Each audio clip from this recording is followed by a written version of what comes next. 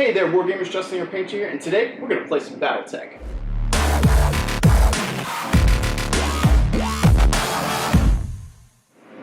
I'd like to welcome you guys back to the channel. If you are a returning viewer, thank you so much for being a great lance mate or maybe a star mate, depending on which side of that line you fall into. But more importantly, if you are new here, welcome. I highly encourage you to alpha strike that like and subscribe button. Let's funnel all that energy that you would be funneling into an enemy mech's face. Let's funnel into helping the channel grow.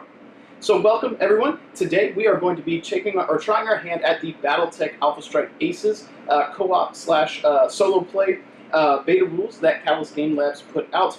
And the mission we're going to be getting into today is the one from the Alpha Strike box. The minis that you see are going to be familiar. I've done a playthrough of the two scenarios in that box before, but the AI is using the same ones because you guys at home probably already have the box. If you haven't, you might be interested, and that might be why you tuned in today.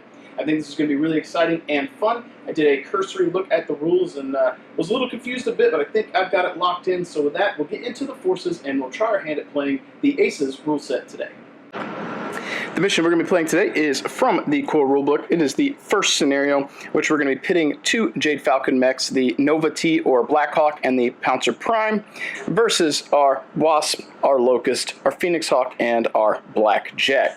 So first up from the Highlander forces, we've got our Blackjack here, who's going to be coming in at Pilot Skill 4, and that's going to be piloted by Lieutenant Abigail Davidson. I'll get through it eventually. We've got our Locust, also going to be Pilot Skill 4. This one is going to be piloted by Arthur Brand. The Phoenix Hawk here, again, there's going to be a trend, Skill 4, going to be piloted by Marcus Abercrombie, and then the Wasp here, also Skill 4, is going to be piloted by none other than Kenneth McLeod.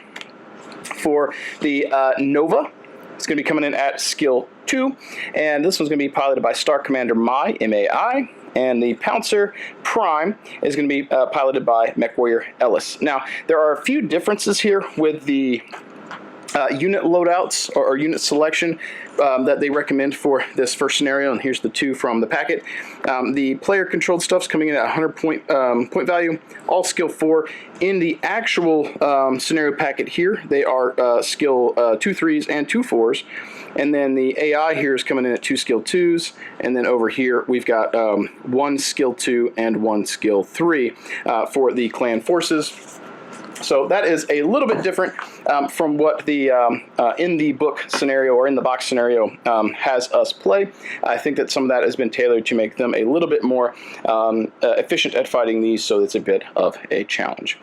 That said, I'll go ahead and get these models set up in a reasonable deployment, and we'll get into everything today. Hopefully it'll be a fun battle. All right, so I've gone ahead and got our forces set up here. This scenario says to deploy within 20 inches from the center. This map we're using is a little bit shorter than that, so I kind of set up something as a rough approximation. Doesn't have to be perfect, just needs to work, hopefully to be something that is fun. We're also using the deck of cards that they give us for this scenario, and each one has a corresponding title here to match the type of mech that it is being employed with. In this case, this is the Sniper Pouncer, using the Sniper deck. We have shuffled these up, and this will dictate the order in which they activate on their activation. That's their priority number. The lower, the sooner that they go. And we'll get through a few turns here and see what happens. For the battle here, it's going to be using force withdrawal, and the first player to eliminate all the enemy mechs is going to win. That said, let's go ahead and get into our initiative roll here. We're going to be using these big purple dice to represent the Jade Falcons from Thunderhead. We're using some of his awesome terrain today, and we'll be using the Highlander dice for initiative. So let's see who wins. All right, we have an 8 for the Highlanders, and we have a 9 for the Jade Falcons. So the Highlanders will activate first. That said, I think we're going to take our Phoenix Hawk, and we're going to get a little Operation Jump going on here. I'm going to jump somewhere into that direction. And he has got a TMM of 2. He jumped, so a 3. Now it's going to be time for the Jade Falcons to activate. The Pouncer Prime's initiative order here is going to be 243, so it's going to go first. When I flip it over, you guys will see this. I won't. We're going to cover this part up so that I, as the controlling player of everything going on today, don't know what they are doing. We're going to place that under the card here and see what it says. In this case, he is not the first model to activate, So we're going to go to the first option that it says to do, and that says to go 24 inches nearest, or to 24 inches from the nearest enemy. So it wants to be at medium range. Nearest enemy currently is that Phoenix Hawk. So we're going to take our Pouncer Prime. He's going to move. He's already within 24 inches. Doesn't say to remain stationary. I think one of the things they say is to use the golden rule here. So I think that its primary idea is to get within 24 and also seek cover. In general, that's a thing they want you to do, is to make the best choice possible. Given what's here as a golden rule, I think there he's going to have a little obscurity from the Phoenix Hawk. He's still got as much stuff as possible in his front arc, and that makes the most sense. And he gets his TMM without having to take a jump maneuver. So we'll go ahead and grab our handy dandy dice here. He's got a TMM of 2. Next up for the, actually I should have been moving 2 at a time, I'm sorry, because I outnumber them. We'll go ahead and get all 3 of mine now, since the Jade Falcon's one, they'll go last. Let's take our Blackjack, who has an 8 jump. He'll go ahead and get a little jump action here. Alright, and he has a TMM of 1, 2 from jumping. Let's go ahead and grab our Locust, who is a 20-inch move, and I don't like driving straight up into his face, so we'll kind of come over here, get a little bit of cover so we can see that Pouncer. Our Locust here has got a TMM of 4, which is fantastic. He's a tanky little guy, or at least hard to hit.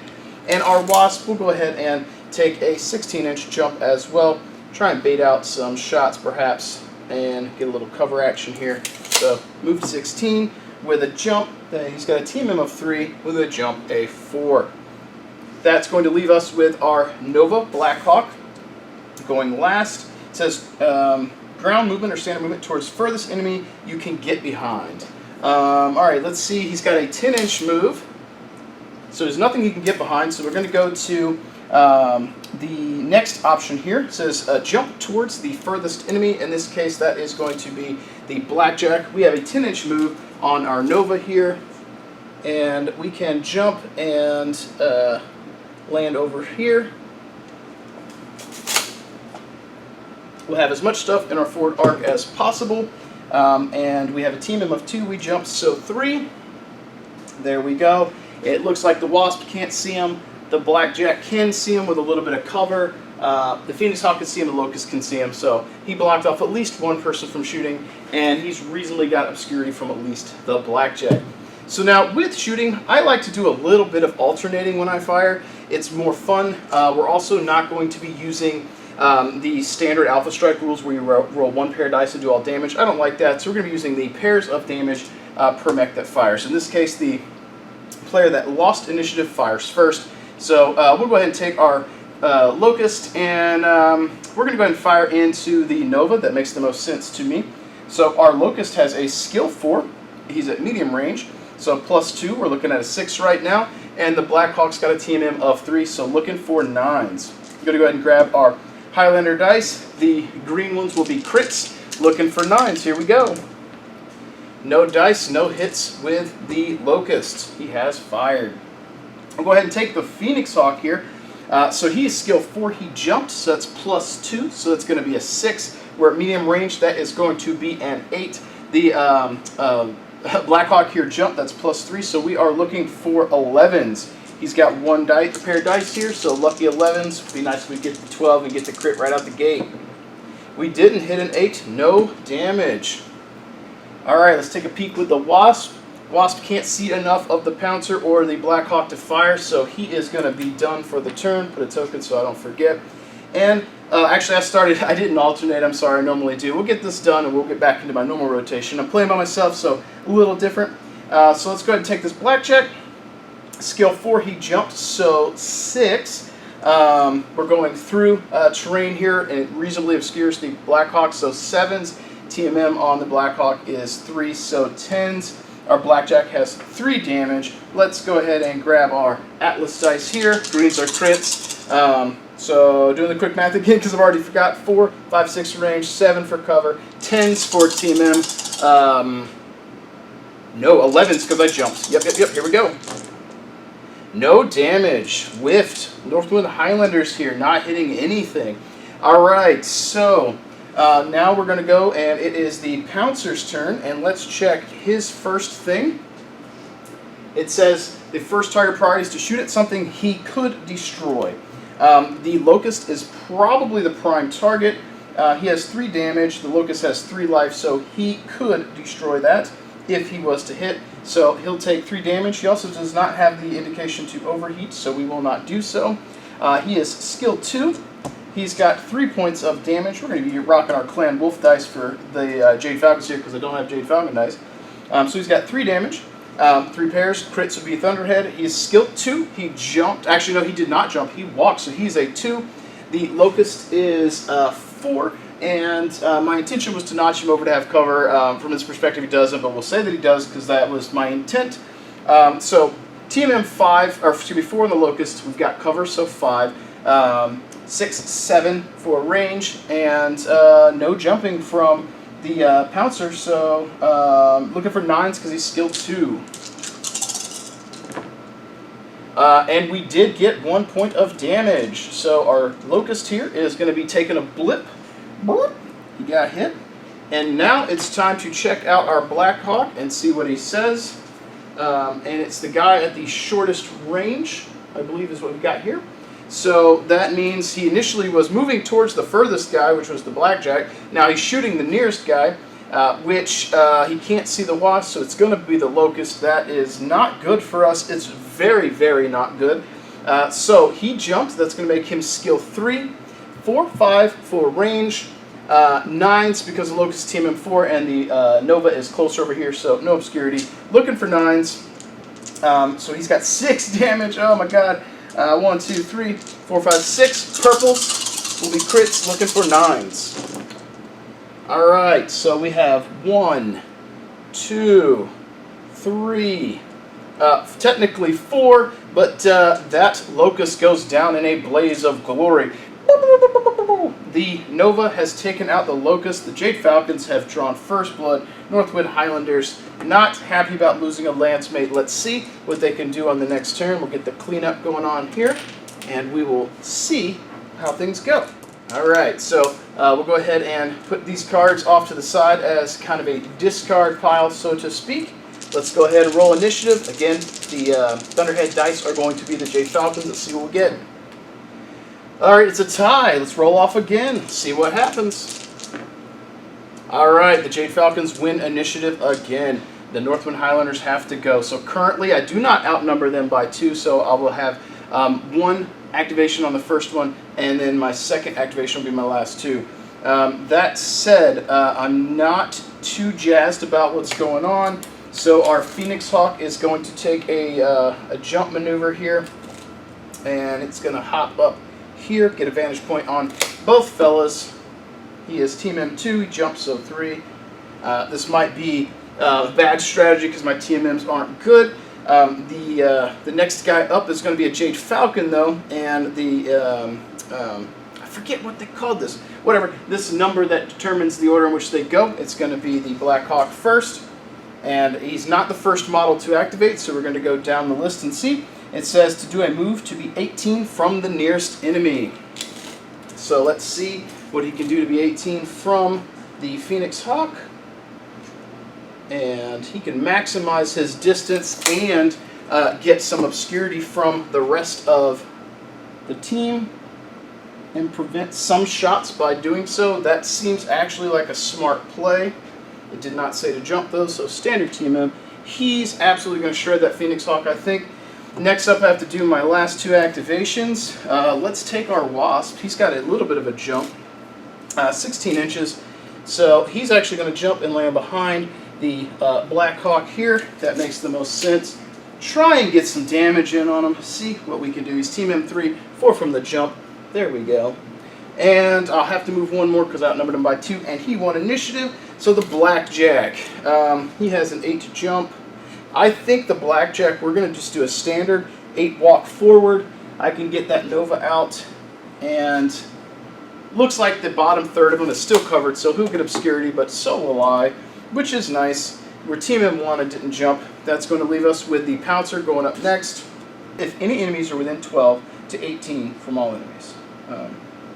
Okay, so I think There's one within 12, so he'll jump to where he's 18 away. So 18 away from him. Actually, he can't because of that guy. I don't know if we could do that. Let's go to the next one. It says to jump to the highest elevation. Pouncer has a 10-inch jump. Let's see where that can get him. It looks like, oh, I was measuring from the wrong guy. So that can get him up here. And he's got the maximum number of things, I think, in his front arc as possible. Also, that is a squirrely little place for him to be. Unfortunately for me, he's got vantage points to everything. This isn't looking good. We'll see who it decides to, or who the AI decides to fire at. Now I'll get back to the way I normally would play, and we'll do some alternating firing so that it's interesting. All right, so let's take the Phoenix Hawk first into the Black Hawk over there. We are at medium range. Phoenix Hawk's skill 4, 6 from medium range. He jumped, so 7s, TM2, so 9s. And here is our 3 dice from the Phoenix Hawk. Greens are crits, looking for 9s. And we got 1. We got 1. The Black Hawk will take 1 point of damage from the Phoenix Hawk. The Phoenix Hawk has drawn second scratch, not second blood, didn't get anything killed. Now, we'll go ahead and alternate because that's what I like to do. This is a little different from the way the normal game works. I like to alternate because it makes it interesting. I guess for this we could fire everything, but you know, as the player controlling stuff, I'm going to alternate because that's what I like to do. It's the most fun. Interesting. The Nova is going to fire at the thing with the lowest TMM. That is going to be the Blackjack. So Blackjack is TMM 1. He's at medium range, so 3 through cover, so 4. The Black Hawk's skill is 2, so we are looking for 6s. The Black Hawk has 6 damage. Dear God. 1, 2, 3, 4, 5, 6. Purples are crits. Looking for 6s to hit. Blackjack, I'm sorry for you, bud. You're about to get hit hard.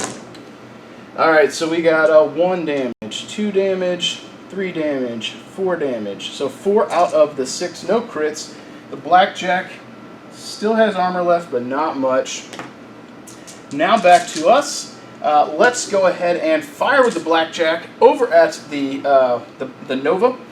He's got 3 damage. He's got skill 4, TMM 2, so 6, medium range, so 8s, cover, so 9s. Here we go.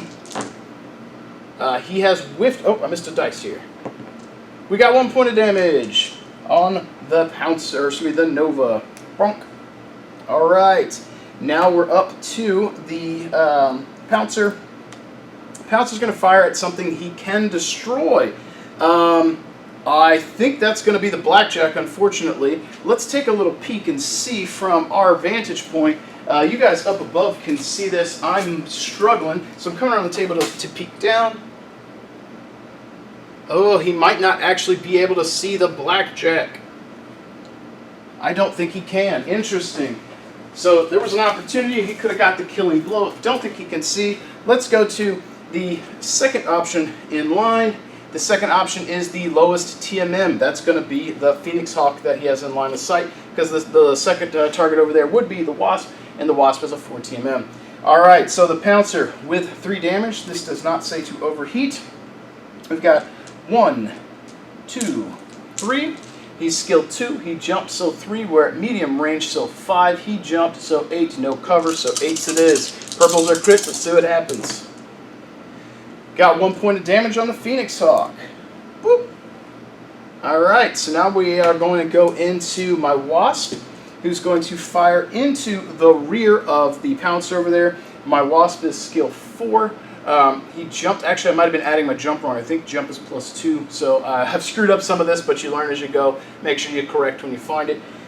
So Wasp is 4. Jump, so 6. TMM is 2, so 8. And the way that I play rear shots is if you hit, you do 1 extra damage, but you have to hit. So I don't give myself an extra pair because I think that the risk or the benefit to having extra dice is not what the rear shot's intended to be for me. So I play where you have to deal at least 1 point of damage, and so long as you do at least 1, your overall total gets +1. So in this case, he's only got 1 point of damage here.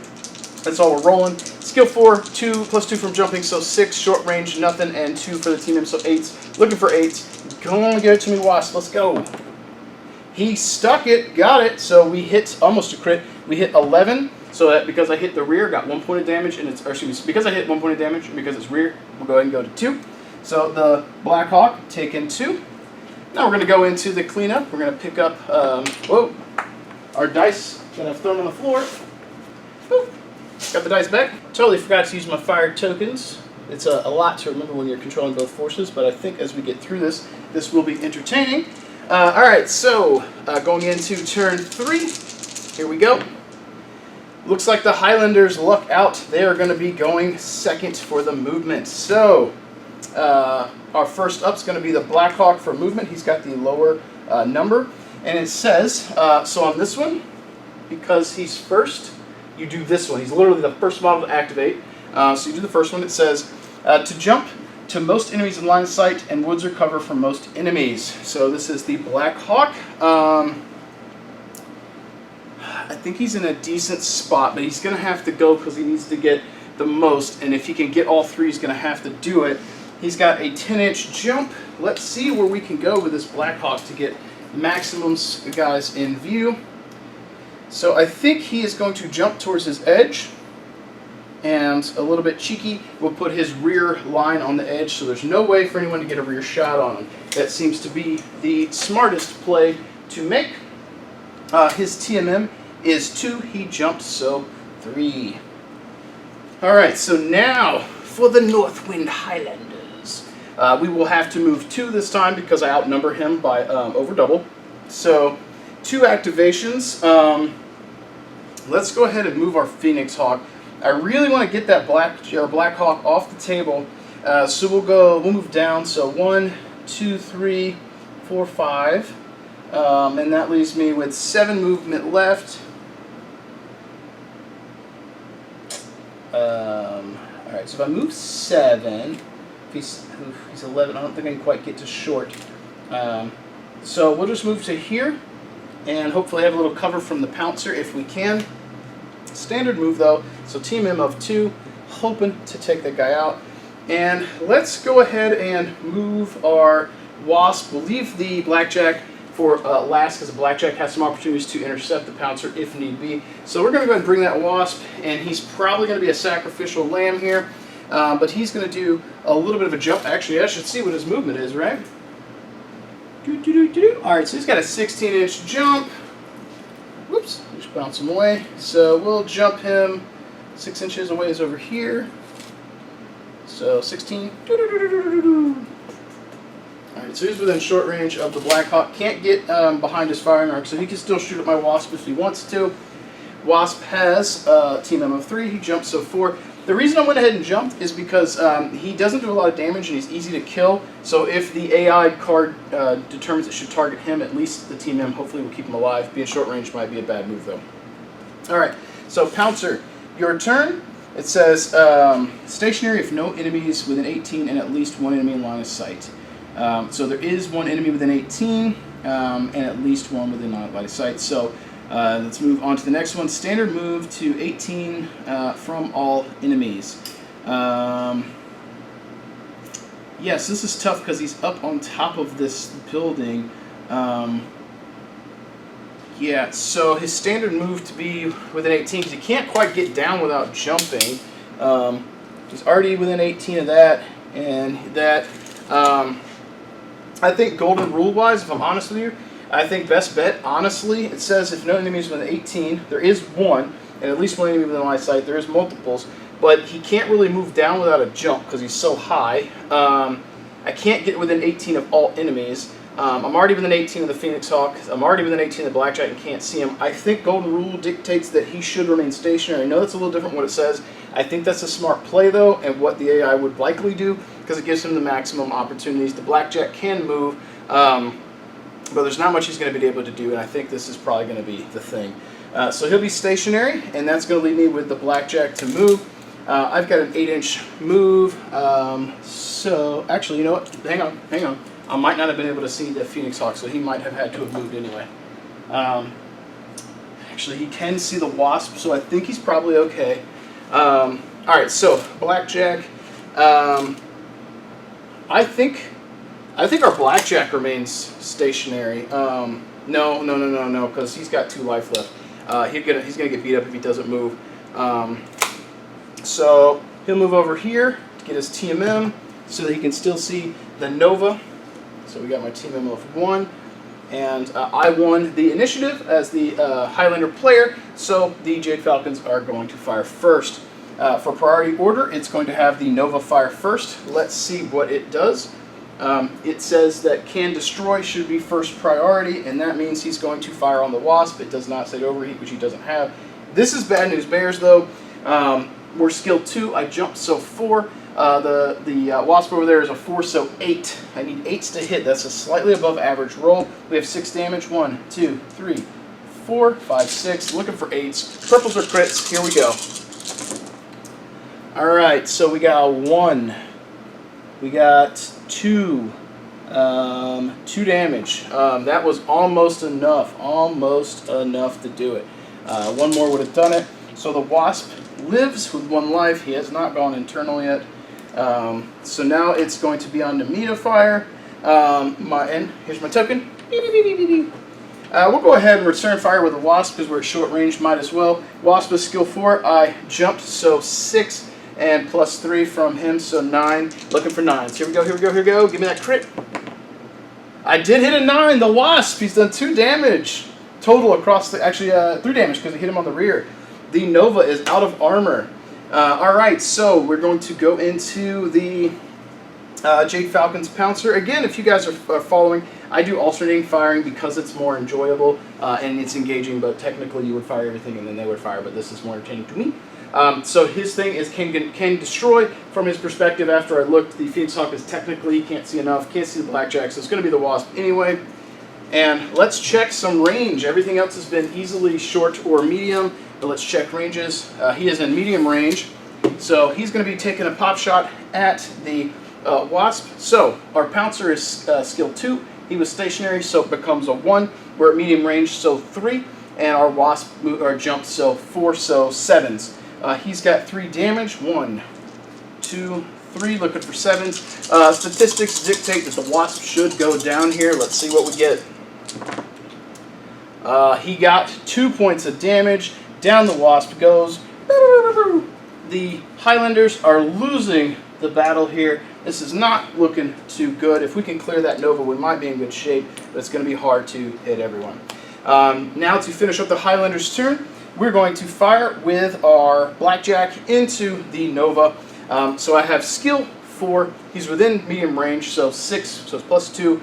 He moved or jumped, so plus 3 with the jump, so 9s. I'm up on this or within an inch or whatever, so no intervening. So 9s it is. 1, 2, and 3. Looking for 9s. Greens are crits. Come on.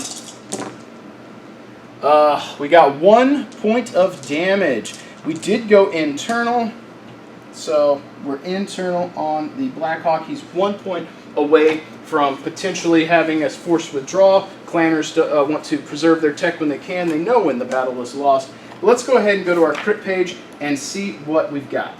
Alright, so for our critical table here, we're going to be rolling on the neck chart. So let's roll our pair of d6, see what we get.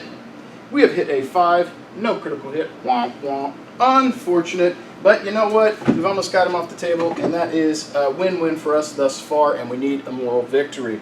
That's going to leave us with our Phoenix Hawk to wrap things up. The Phoenix Hawk did not jump. He's skill 4. We're at medium range, so 6s. Dudekin's over there jumped, so 9s. We have 3 points of damage.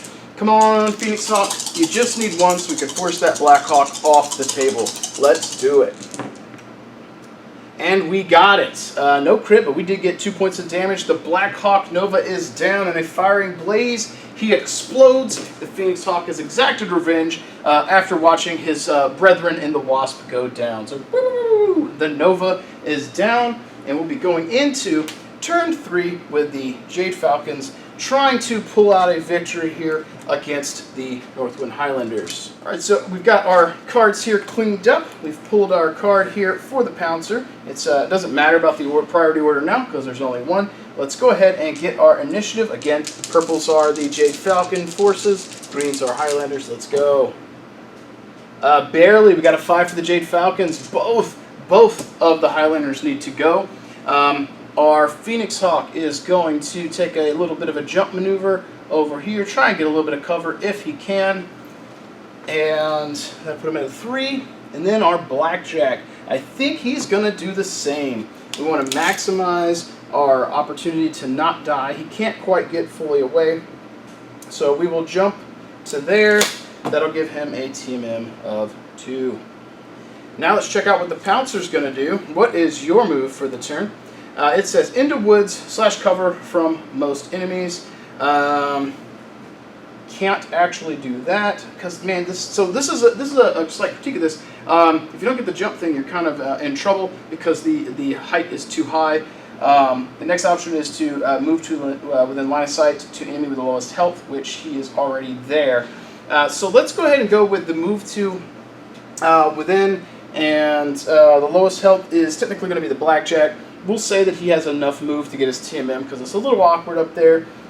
Perhaps having elevation that allows you to walk up and down may be better. This one, there's probably rules from like falling off of it, but we're not going to have him just blowing out his legs. All right, so going into the shooting, Jade Falcon's won the firing, so we will shoot first. Blackjack's going to take a pop shot at the Pouncer here. Skill 4, jump, so 6. Medium range is going to be 8s. TMM of 2 on the Pouncer, so 10s. All right, Blackjack, going for broke here. Need a 10. Give it to me. Let's go. Close, hit a 9, didn't get it. And let's go ahead and finish out with the Phoenix Hawk just because we're here. Breaking the rules that I had said before, but we've already got 3 dice in our hand. Phoenix Hawk stats are going to be similar. So he's a 4, he jumps, so 6, 7, 8 for medium range, 9, 10 because Dudekin's move. So here we go. We got 2 points of damage. Look at that. The Phoenix Hawk is doing work. All right, so the Pouncer, boom, boom, 2 points of damage. All right, Pouncer, let's see what the cards have in store for us. It says to shoot the enemy with the lowest health, and that is going to be the Blackjack. It does not say to overheat. So we have got skill 2, we're at medium range, so 4 TMM of 2 on the Blackjack makes it 6. He's not got enough of him covered for obscurity. So the Pouncer's got him out in the open, he's dead to rights. Let's see if he can get the kill. Gonna go back to his brethren and brag about the glory that he's attained while fighting 2 mechs at once. Here we go. And that'll do it. We got a 9, a 9, and a 9. That's 3 points of damage into the Blackjack, who only had 2 points of life left. Pew, pew! He has gone down. And the Phoenix Hawk, lone man, watches as his lance mate has gone down in a fiery blaze of glory. Well, I don't know if it's glory, but it's something. All right, so turn 4. Let's go ahead and see what we've got here. The next card up for the Pouncer Prime is a 779. Not that it matters. And let's go ahead and get our initiative. Phoenix Hawk, you need this. You need to stick this roll, bud. Let's roll. Let's go. And the Jade Falcons, Thunderhead, if you're watching, your dice are loaded, man. You've won initiative almost every time. All right, Phoenix Hawk, he needs to survive. He's going to jump over here. He's going to try and get some cover up on the pipeline. This is a precarious situation for this Phoenix Hawk because who knows if this is going to explode. We're not playing with rules like that, but that could be possible. Pouncer, let's roll. Let's see what you got. Finally, we have got something that says to jump. So, stationary. If no enemies within 12 and at least 1 enemy within line of sight. Okay, that's easy. Phoenix Hawk's within line of sight. He's going to be stationary. If not, there was an opportunity for him to jump down. This is classic and awesome because the Pouncer's got pretty good HP right now. He's still got 4 pips of life. The Phoenix Hawk's actually in pretty good shape, but his skill's really high, and he knows he jumps, so he's going to leverage that. We'll see what happens. This has been pretty fun. Phoenix Hawk, we lost, so he's going to fire first. Skill 4, we jumped, so 6, 7, 8 for range. Dudekin's over there didn't move, so we're just looking for 8s. Still a pretty not good roll. Here we go. Give me a crit. Let's take the Pouncer out. Nope. Well, we got a point of damage. The Phoenix Hawk has been on it. He's gotten damaged quite a bit. So Pouncer takes 1. Still good. Got 1 point of armor left. Pouncer's now going to shoot down onto our Phoenix Hawk. It doesn't much matter, but he would be shooting the target with the least amount of health based on his card. Only 1 target. So we're going to be shooting at medium range, so 2. Jump, so 5. Cover or obscurity, so 6. His team M2, so 8. He was stationary, so back down by 1, so 7s. He's got 3 points of damage. 1, 2, and a 3. Looking for 7s. Watch him crit. Watch him go out quickly. He missed everything! All of it! Ha! Ha! The Highlanders might yet win. Alright, so cleanup phase. We are going into turn 5 here. Let's see what we got. Alright, Mr. Thunderhead. Let's see if you get the initiative. He doesn't. We stick it with a crit. Take that, Jade Falcon. You get to go first. All right. So it says he moved first, so P, which is a standard move, I think. This is one of the ones I talked about in my little video. The P was the weird one. I think that was the walk. Okay, so P says to sprint, which again, that's confusing if you don't know it immediately. So I think R for run would have been better since they had S for stationary. If first, sprint to within 24 inches of all enemies and fewest enemies within the line in line of sight. There's nowhere really to sprint. I honestly think that golden rule would dictate he should check to see what other options he's got because he's stuck on top of this tower. The next options have jumps. Let's see what he's going to do. The first one says to jump if enemies within 12 to 18, or if enemies within 12 to 18 within all enemies. So there's no one within 12. Jump onto highest elevation, which he's already on. So that one does make some sense. He's going to jump to get his TMM, which also makes sense. So he's TMM 2, so now he's a 3. And the Phoenix Hawk will also jump to over here, get a little bit of obscurity, and we'll try to survive. We'll see what we can do. Now, thus far, this has been interesting. I think the whole golden rule thing for trying to make the decision that is the least biased and most beneficial for them possible, sometimes you got to flub it, and I think that if you're honest with yourself, you can make some good tactical decisions for the AI. And I'm trying the best I can to be unbiased. So we want initiative. The Pouncer fires first. Says can destroy, does not say overheat, so he's going to be firing 3 dice. 1, 2, 3. Skill 2, but he jumps, so 4, 5, 6 for medium range, 7 for cover, 10s for TMM. Here we go. No damage. All right. And the Phoenix Hawk. You're going to be in bad shape trying to hit here, bud. So the Phoenix Hawk has a skill 4 jump, so 6, 7, 8 for range, 9, 10, 11 for the jump. So it needs 11s. Let's get that crit. Come on, buddy. No, got a 9. Got a 9. All right. So uneventful thus far for the last turn or two. Let's see what happens going into turn 7. Here we go. Get that initiative roll popping. All right, Thunderhead.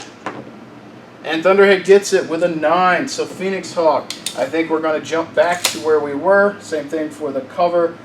Just bouncing back and forth, trying to survive while he takes this guy out. Now for the Pouncer, what is your move going to be? It says stationary if only one enemy within line of sight. Okay, he's only got one within line of sight. He's going to go for the kill. So we lost initiative, so we fire first. Phoenix Hawk with 3, 1, 2, and 3. So skill 4, 6 from the jump, 7, 8 from range, and he did not move, so those are straight 8s.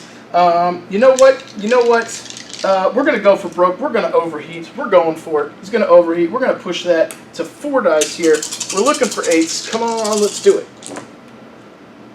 And nothing. Oh my god, now we got heat on us. We got heat on us, and we failed to hit. Alright, the Pouncer here. It does not... Oh, it says to overheat. The Pouncer's doing it too, and I didn't know that. I didn't know that. That's awesome. Alright, so we're firing everything at each other. So we've got 1 point of damage for the Thunderhead dice, 2, 3 for the regulars, 4 for the overheat. He's skill 2, 1 because he was stationary, 4, 5, or excuse me, 2, 3 for the range, 4 for cover, 7s for his TMM. Let's do this. Alright, so he has nailed him for 2 points of damage. Phoenix Hawk's armor is in decent shape. So he's got 4 life left. Pouncer's got 3. Let's go into turn 8 and see what happens. I think they're both going to whiff pretty bad because they've got heat on them, which is going to increase their or decrease their or excuse me, increase their skill and slow them down. So let's go ahead and get the dice rolling, popping. Let's see what happens. Thunderhead strikes again. Phoenix Hawk is going to jump to hopefully be with the outside of line of sight. Goal is if the Pouncer manages to get line of sight, he has the bonus here, but we might try and clear the heat. Pouncer's move.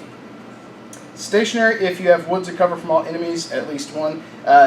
He sort of does, but he's not in line of sight.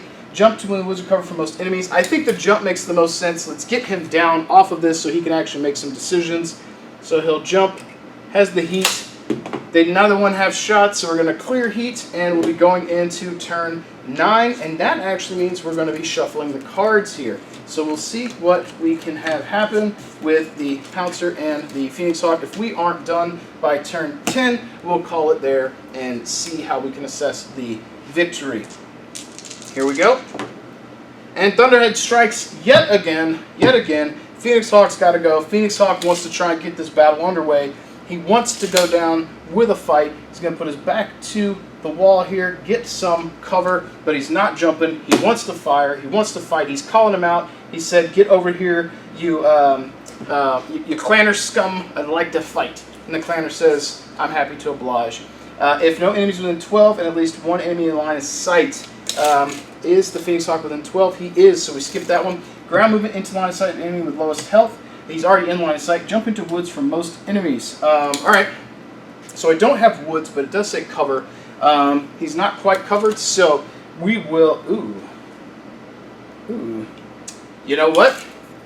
Let's do this. So there's multiple ways to determine what happens here, and this right here, this is crucial, and we will have to make some decisions about what we think is going to be strategically good.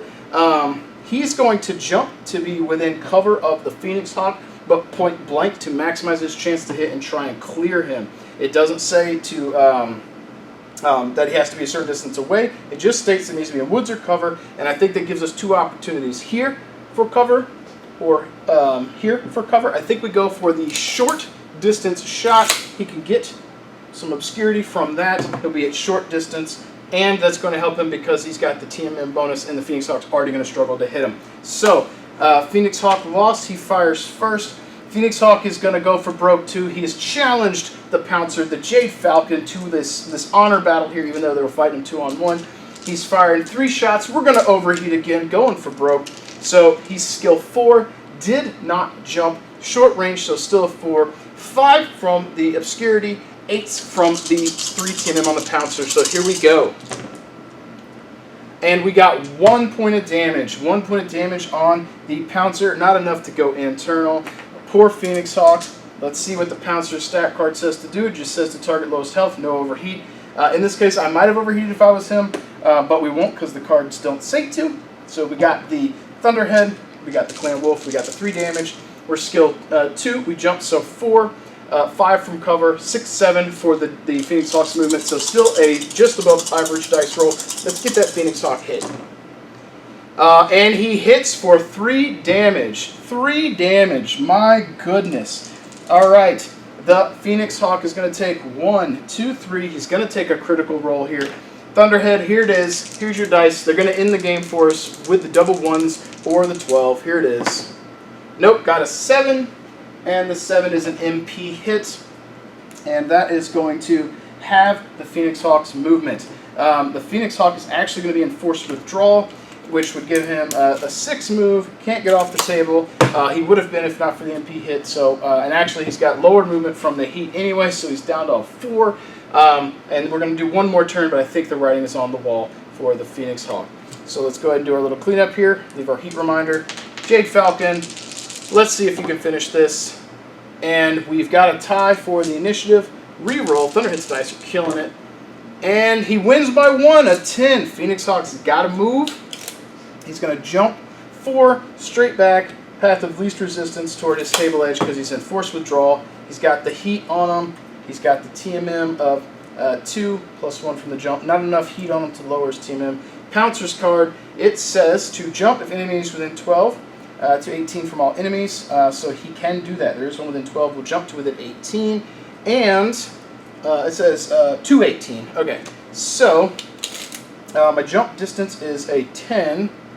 I can't get him, no matter where I go, I can't get to 18 from all enemies.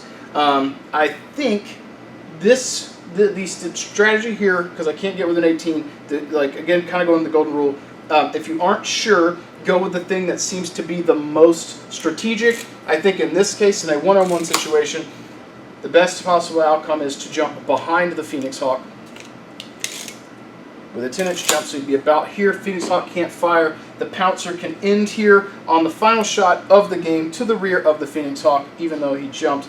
Phoenix Hawk has no targets. Pouncer here. Well, let's see if you get the rear shot to finish off that Phoenix Hawk. Does it tell you to overheat? It does not. So we have 3 points of damage that we are going to roll here with our Clinging Wolf dice and our Thunderhead. We're on the rear. So we're skilled 2, we jump, so 4, short range, so nothing, and the Phoenix Hawk here has a 3, so 7s, so above average roll, and we got him.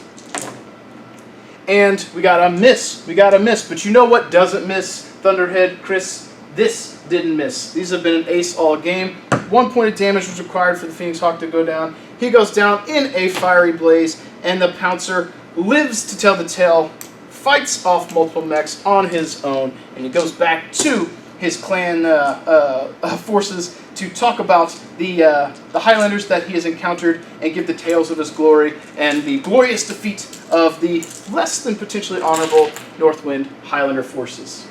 Alright, so that's going to conclude our battle for today with the Jade Falcons emerging victorious. The Northwind Highlanders giving them a run for their money, trying the best that they could, but just not quite making it. There at the end on the 11th hour, so to speak, or the 10th hour, because it was technically the last turn that I was going to play out here. The Pouncer brings it home, finishes off the full lance of the Northwind Highlanders, and is arguably probably the MVP. Now, as a quick sign-off here, this was a hell of a lot of fun. I think the key to this, if you try this at home, or perhaps purchase this if it comes out, I hope it does. This was really cool. I think for content creation, this is going to be a blast. Remember that sometimes this is kind of like a set of guidelines, really. This is a little Barbosa for you. So sometimes you're going to have to flub it. You're going to have to pick the decision that's best for you. Feedback for Catalyst, I'm not sure. There were some instances where, like I would jump up on the top level, and then everything that came after in the future turns, there wasn't really anything for him to do except jump down, but there was no jump in the list. So choosing the best possible option was a little bit difficult. So if you try this at home, just remember that you're going to have to sometimes pick the decision that you think would be the best within the confines of the card as close as possible. Kind of like the last turn of the game where the Pouncer's move said that if there was no one within line of sight of 12 or whatever, he needed to jump to be at 18 away from someone. His jump could not get him at 18. He was still going to be at a certain distance, so I felt like the most advantageous spot for him to be is behind the enemy mech where he couldn't be fired and had the maximum chance to take him out. That made the most sense to me. It was tactically the best decision. Your assessment of that in your games may be different, but I picked that because as the player going against the AI, I don't want the AI to make stupid decisions against me. If possible, that was the most tactical one, and I lost to the deck of cards, even if I injected a little bit of my strategy in there as well.